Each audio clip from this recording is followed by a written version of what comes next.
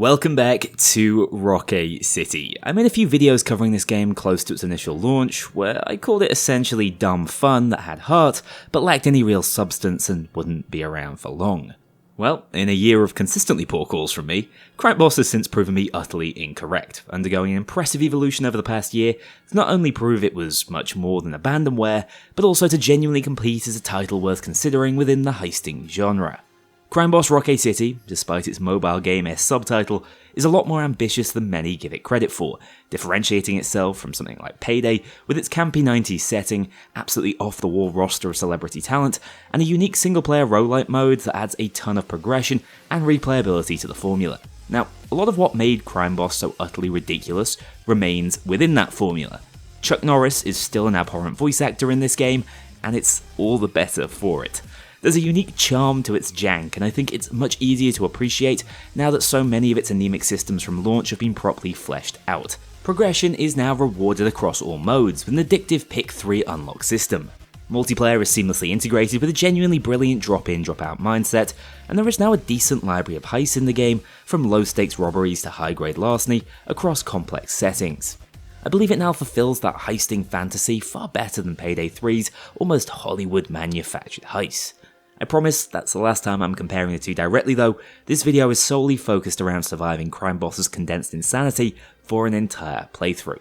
Anyway, the long and short of it is that Crime Boss has improved dramatically over the past 12 months and is now well positioned to launch on Steam after its period of epic exclusivity on the 18th of June, at the bargain price of $20, with all DLCs temporarily free to pick up and own forever if you do take the plunge.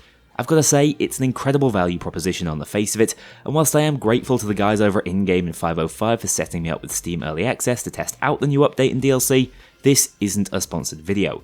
Everything you're about to watch, be it good, bad or ugly, is purely based on my time spent with the game without any ulterior motives. That said, let's find out if you can beat Crime Boss Rockay City's brand new Cagnali campaign without losing your mind. So first up, a little context for those of you new to Crime Bossing. I'm going to be playing the single-player roguelike campaign in today's video, where you step into the shoes of Michael Madsen's Baker, the titular crime boss, whose goal it is to take over Rockay by establishing control over all opposition gang-led districts. We do this by building up an army, funded by a crack team of heisters who you'll be controlling out on robberies, large and small, all whilst evading Sheriff Norris and his band of detectives trying to slow you down.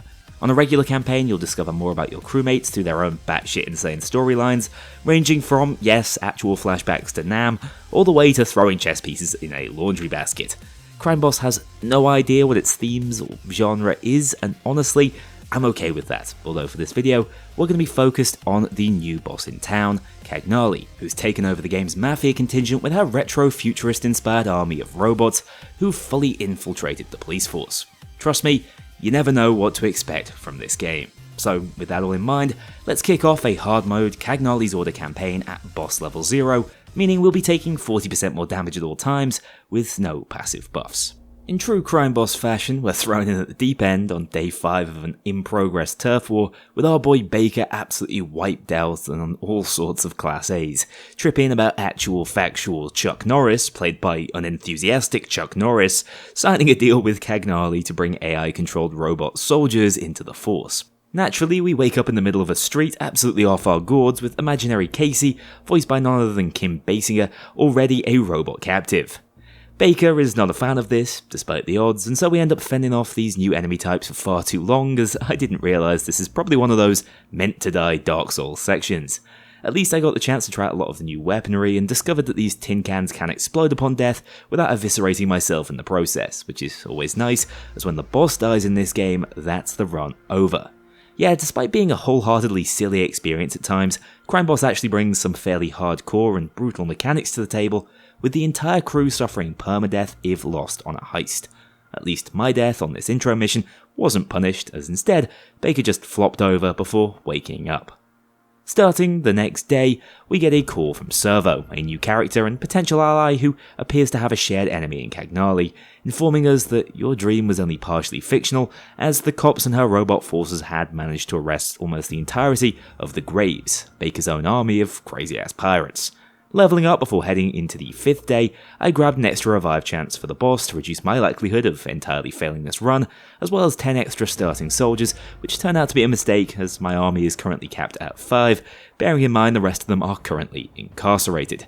The background on Cagnali, by the way, is that she's essentially a tyrannical narcissist who intends to control Rockay from within by essentially commandeering the police force for her own purposes.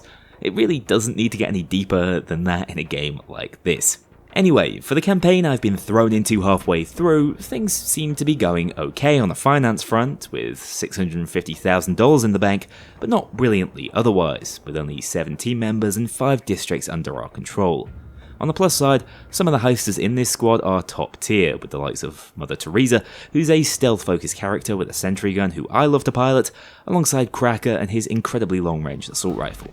But even so, we wouldn't exactly be getting very far without an army, so the first mission for us to take on is an all-out assault on the police holding cells to free the graves, rolling with Teresa, Cracker, Owl and Ropes for a full and fairly balanced team, leaving the boss at home to keep him all wrapped up and safe. I probably should have used Mother for this one, given her stealth perks, but piloting Cracker, I made my way into the police station via a few lockpicking minigames, before rather clumsily wandering into a patrolling bot despite his noisy footsteps. This forced us into a gunfight, but that wasn't a massive issue as the button to release my entire squad of Graves was right there in front of me, but with an army at my back it was easy to push up to the escape.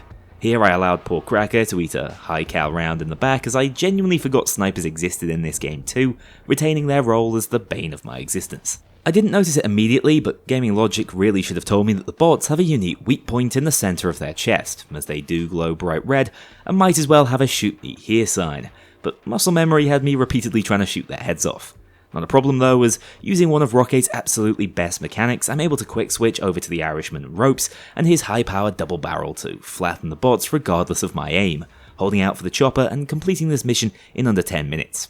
Again, new systems are leading the way here, as this leveled up my account, allowing me to pick between a pair of pump-action shotguns and access to a new heister Vamp, who I remembered being one of my favourites due to her injector equipment back at launch. To celebrate our first successful heist, I headed over to the office to invest a little cash, upgrading a number of my facilities and leveling up a few more times in the process, giving Baker a new common weapon to wield, another extra life, and reducing the cost of turf wars, whilst also increasing my XP earning rate to level even faster in the future. I also invested a massive $102,000 to add Vamp to the crew now she was unlocked, taking her and an all-female crew outside of Travis Baker himself on a nighttime shopping mall hit. The RNG mechanics of this game are seriously impressive, as anything from heist layout, time of day, or scripted events can really shake up the experience. It being set at nighttime meant there was virtually no civilian presence around the shops, but a fair concentration of security guards patrolling the hallways, allowing me to easily sneak inside with the sultry runway and take complete control over the security room. Crime Boss's improved subdue mechanic allows you to force any security guard you catch unawares into an easy surrender, avoiding bloodshed and, most importantly, not increasing your suspicion level with a strike. Remember, 3 strikes and you're sent loud. Unfortunately, after turning off cams, I completely forgot that the drills in this game are essentially dinner bells, calling all guards on the map to come and investigate at the same time, ending stealth unceremoniously, although quietly I wanted this one to go loud to bait in the detective. It also lets me showcase just how brilliant the team AI is, bearing in mind not only can I switch between all 4 of them on the fly, they also actively assist with the looting and subduing process, and can even be commanded to specifically target down certain objectives. This makes a smash and grab approach even more viable, as seen here. A couple of minutes later, Detective Mark was on the scene and, despite taking down Scissors, lost a Kill Bill style katana fight with Runaway, allowing me to regain control over the district without additional bloodshed. That out the way, we cleared the place out of almost 65 grand worth of tech and booze for resale, and returned to the planning board to tackle the zone control portion of this game.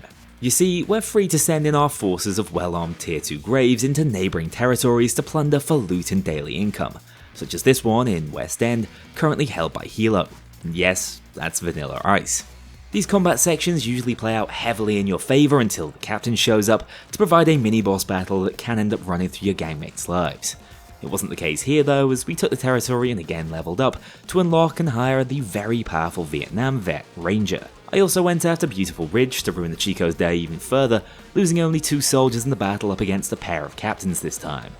That's still not enough for me on day 1 though, as I decided to hire a 10th crewmate, Cascade, to join Baker and Ranger on a simple heist to intercept a police raid in progress.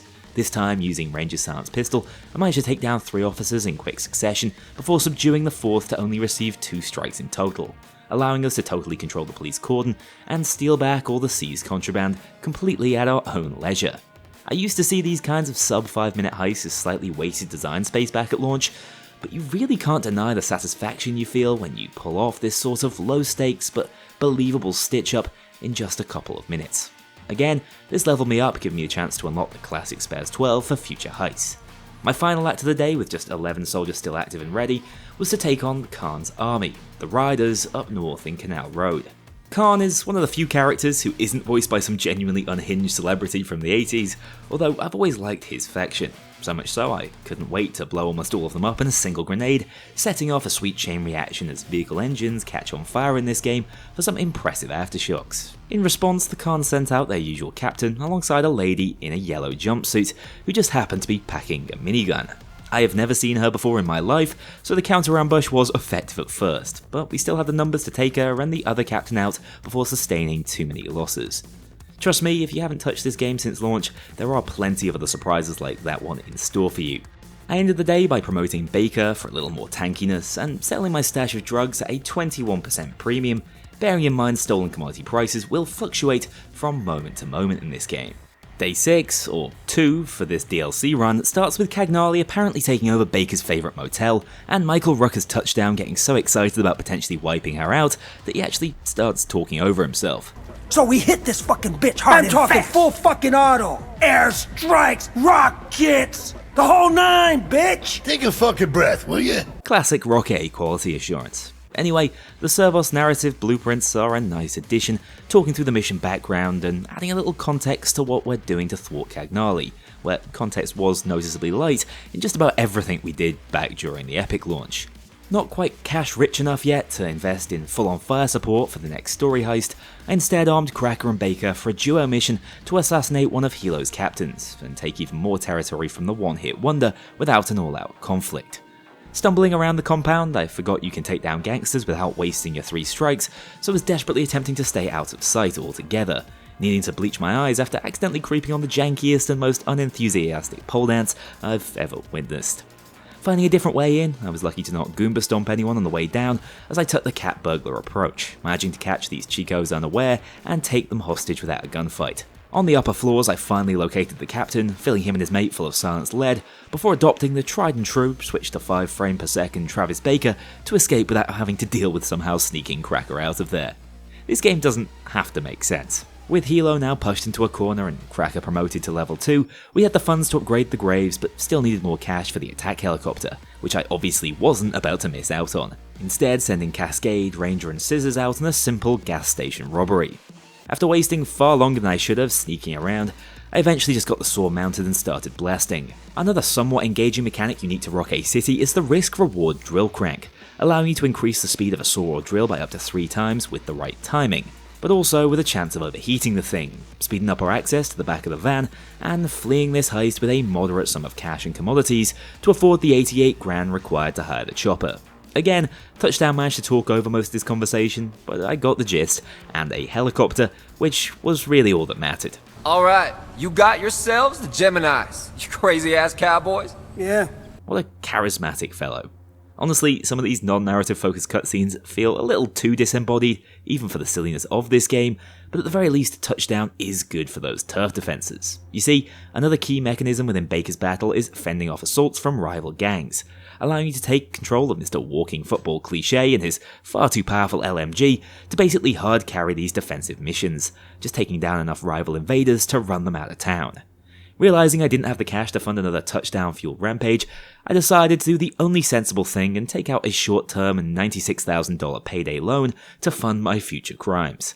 To be fair, interest on this thing is only like 12% per day, which is less of a robbery than what we see in the real world, funding another defense by Touchdown and the boys to get Cagnali and those bots off my land, with Touchdown making a bunch of barbed, semi-racist comments about greasy Italians, despite the fact that we were in fact fighting robots. Sometimes, in this game, it's the little things that make you laugh. That all out the way, the path was cleared for the cyberstorm mission, an all-out assault on Cagnali strongholds to inject malware into their systems and disrupt those bots' remote functions. The scope of this heist feels massive, and quite unlike anything I've played in a heisting game before, as we've got additional graves on deck to provide covering fire and turn this into an all-out frenetic assault. Starting off piloting ropes, I rushed straight towards the motel, only to be blown back almost immediately by a completely unexpected explosion that wasted one of his 3 revives. Back on my feet though, I was set amuck within the tight corridors of the building, absolutely decimating all the non-robotic Cagnali forces with double-barrel meat shots. This mission has quite a bit of complexity to it, with loot and contraband around the encampments to steal, all whilst drilling into a laser-protected network access point to upload the malware and start mashing those robots. Switching over to Vamp at this stage, the objective was to start and protect 4 generators to increase the rate of the upload. Frustratingly, at this stage, Ropes, who I was no longer piloting, was taken down for a second and later 3rd time after a frag landed at his feet, leaving the Irishman on death's door for the rest of this mission. On the plus side, we effectively defended the terminal long enough to infect it and start pushing towards the cafe to regroup with Touchdown and his boys, picking up a sniper in the process, which was ideal for landing those crucial one-shot kills. It was perfectly placed to assist in pushing through a nasty choke point covered by enemy sniper fire, enabling us to make it through the close quarters alleyway and move on to mount another assault on Cagnali's apartment stronghold. Despite her words of warning, we pushed inside, once again drilling access to a terminal and maintaining the 4 generators. This apartment setup is even more convoluted than the motel before it, with troops hiding around all corners, as melee really does far too much damage in this game, dropping Vamp in just 2 metallic swings. But it wasn't her I was worried about. It was Ropes, who was already up against it. After one final war cry, he ate the full force of an exploding barrel, never having the time to fully regenerate, before I missed a vital shot and he fell to the ground completely limp. A genuine, lasting casualty of this fruitless machine war. Still, we had to move forward without him, continuing on materially weakened as just a group of 3, which was even more frightening when the boss was amongst us, and him falling would mean the end of the run altogether. With little time left on the second malware injection, Cagnali's defences were finally breached, forcing her to call a truce and offer a transport helo to begin negotiations in earnest. After what she'd done to Ropes, that didn't sit quite right, but on the plus side, we didn't even need to choose violence, as of course, the chopper was a trap, set to blow the second we entered. Apparently, that wasn't her final ace in the hole, as she called in an Order 66 on our asses, sending the bots into overdrive. Fortunately, these idiots love to group up and, with a well-aimed shot to the core, can take down their own pals almost as soon as they enter the construction site, keeping them at bay whilst Servos shared the data he'd stolen from her systems with Sheriff Norris for a bit of an enemy of my enemy situation. However, with only 3 of us left to fight back, our resistance was starting to falter, as Baker and then Mother were both taken down, and I was backed into a corner, until at the last moment, Servos hacked in, setting the bots into dance mode at the final second.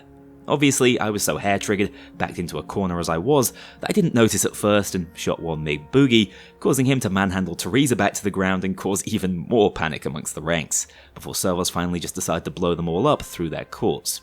That was a genuinely insane end to an already crazy heist. Front to back, it was pure silliness, and I mean the good kind of silly. I'm not sure what its replayability is like, but the twists and turns were unlike anything I've experienced before, driven home by the very real fear of losing teammates at crucial moments, such as the now sadly departed Ropes. But the sadness doesn't end there, as after promoting my successful squad, I had a new crewmate, Bounce, to head out on a heist alongside my other 2 non-resting teammates, run by an owl, for what I assume would be another simple disruption hit on Helo's rides. How wrong I was though was, after being spotted through a window next to the first car I need to blow sky high, things really hit the fan.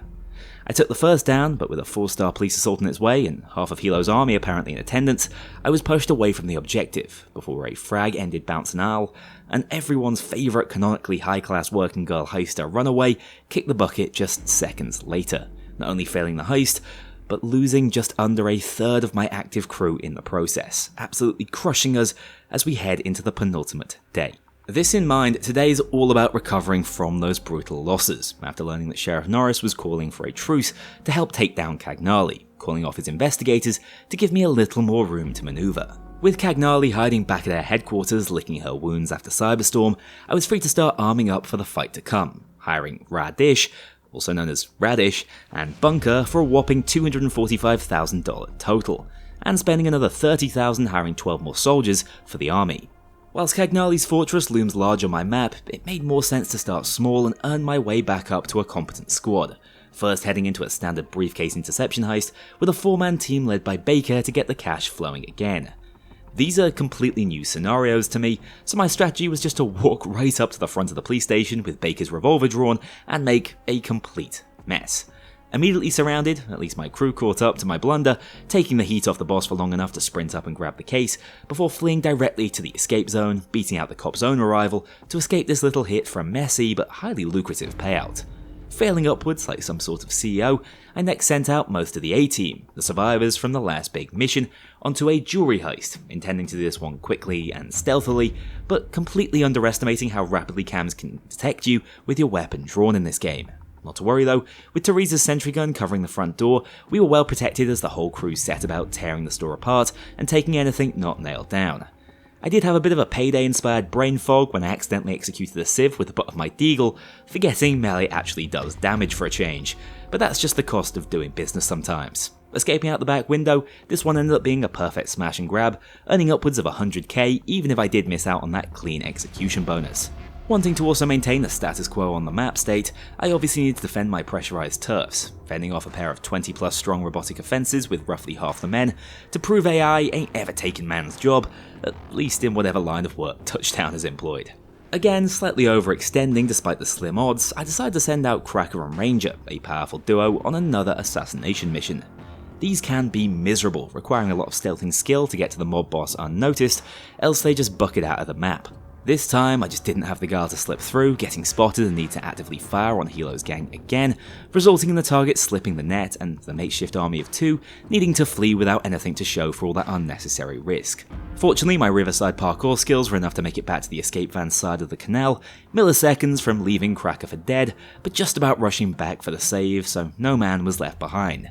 Completely botching the mission, but at least returning with 2 of my strongest soldiers unscathed.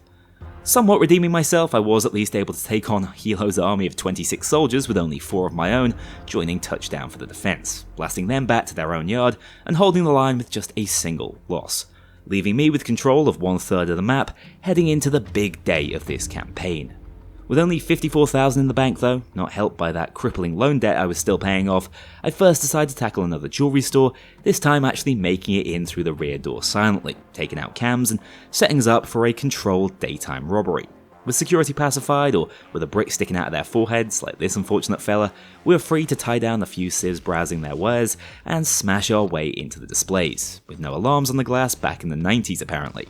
Loading up the van outside and escaping without much in the way of resistance. Honestly, I don't think I'll be getting over just how intelligent and lifelike the AI actually is in this game anytime soon. It's a total breath of fresh air. Leveling up, I decided to recruit one more old favourite of mine in Tulip and his classic org, just in time for the final heist of this DLC, a raid on Cagnali's eyesore fortress. The final crew comprised of Cracker, Tulip, Teresa, and of course the one and only Travis Baker. Once again, heading in, the scope of this map is unlike anything I've seen in Crime Boss before. The visual design is ambitious, so much so when I dare to look in any direction that isn't exactly towards Cagnali's tower, my frame rate dives down into the depths of the ocean. Performance still seems to be a bit of a struggle for this game, although I am playing with every graphical setting maxed out for full transparency. Anyway, after stealthing along the most obvious path, I came upon a first floor side entrance that required a keycard, forcing me to loop back around again and try the other side of the building. Here there was another laser guarded security room where I could take down the cams, find a keycard and enter the building. But once more, this route seemed unbelievably untenable in stealth, so I flanked back around to where I started and caught this guy with his pants down. The first floor was made up of linear pathways with more obstacles to hide behind and stealth your way through, making it all the way up to the lifts to the factories without being spotted, as the rest of the crew showed they had the ability to teleport up here the entire time.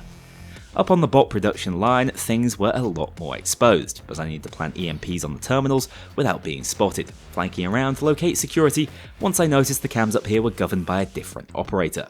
Sadly, this door was keycard locked too, and so with no idea where I could find one, I eventually slipped up, getting spotted as all hell broke loose inside the plant. Not to worry though, I'd stealth far enough to get a nice advantage heading into this holdout section, setting up my sentry to cover as I planted the bombs. although Tulip and Baker took on more than they could handle at this staircase, using up a few of their revives, leaving the boss just 2 downs from the morgue, of course an instant failure if he died permanently. In the chaos, I found the keycard to access the control room on one of the scientists in the building. Not a huge fan of how this was left as a mystery and stealth on my first playthrough. Regardless, I grabbed an LMG in the security room for a little extra firepower and pushed up to the robot assembly line to blast those bots back to oblivion, causing a swarm of the most intense wave of Cagnali soldiers we'd witnessed so far. Teresa's 5 revives and badass 2-shotting Deagle has to make her one of the best teammates in the game, ripping through the responders as each crewmate barring Baker took a single down whilst crossing the open room. The entire team was riddled with holes by the time we made it to the elevator to Cagnali's office, but they wouldn't be the last we'd receive, as this is an actual boss fight. It took me a minute to work out what the hell I needed to do, first fending off the wave of bots who were pre-constructed and seemed to spawn endlessly, finding an arsenal of high-powered weaponry she'd accidentally left up here, as well as a control panel that brought her minigun toting ass down to our level. Unfortunately, she was covered by a literal energy shield, which I initially guessed was powered by these roof domes, but as I soon found out, these were actually turret pods, and the 3 power cores for her shield were mounted on the strange platform she stood upon. It was all well and good being able to start damaging her if that hadn't caused those turret panels to open up and cut through one of Mother's 4 remaining lives, as Cagnali herself took another with her minigun whilst I attempted to shoot out the blue cores. Honestly, this boss fight devolves into a complete mess, as she starts spawning grenades in and then just stands there with her minigun out, eating another dozen live rounds from none other than Touchdown's MG, before finally dropping to her knees and admitting defeat. Here, in a twist in the formula, we're actually offered a choice: spare Cagnali or mercilessly execute her. For a moment, I wavered, and then I remembered what she'd done to Ropes, what she'd made me do to Runaway, Bounce and Owl, instantly taking the shot with Mother, and as Servo said so eloquently, leaving her to rest in piss. That is the madness of Cagnali's fortress. With Cagnali dead, her turfs become neutral, robots are removed from the map, and the Good Sheriff's investigation meter is lowered. On this DLC run, I was just handed her territories, which I don't believe is meant to be the case, but I'm not complaining. I'd also love to know what the reward is for staying your hand and sparing her. Maybe some more cash instead of the map regions, who knows, that's for you guys to try out on your own playthroughs. To top it all off, we get to be the only gang in town with a bot on our side, unlocking Buddy, for whom new adventures await. For me though, it's time to celebrate, doing what any sensible man would do with the 300 grand I'd earned. But I bought an overpriced philosopher figurine to level up the boss 2 more times for future runs. Baker really is a modern day Aristotle. And with that, that's the Cagnali campaign completed, with Baker taking the throne and Sheriff Norris vacating the city, despite his previous understanding with Cagnali. Of course though, this isn't where your crime boss story normally ends.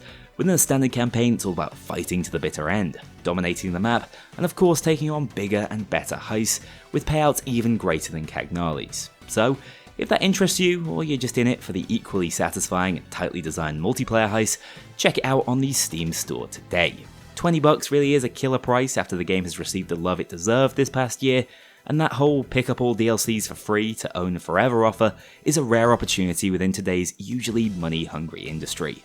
You will laugh, you will cry, as that laughter drives you to tears, and you will almost certainly have a ton of fun in the process, as you discover systems with more depth than you ever expected, and get to enjoy Rockay City's unique atmosphere and B-movie charm. As for the DLC itself, it's more than the sum of its parts, as this 3-mission campaign is impressive, but the new faction and mechanics they bring are more intriguing even than that, as Cagnali will appear on all your Baker's battles from now on.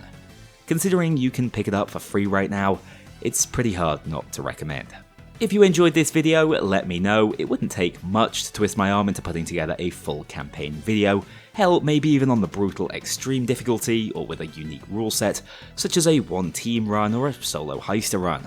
Honestly, the roguelite formula opens up so many unexplored possibilities for challenge running this crazy game, and the permadeath mechanic is incredible for creating genuinely compelling narratives. I'm having a blast with it, and I hope you will too. All important links will be found down in the description of this video. For now though, I'm going to enjoy my holiday and be back with more heisting goodness towards the end of June. Remember, those boys in blue are just around the corner. Thanks for watching, take care, and I'll see you all very soon.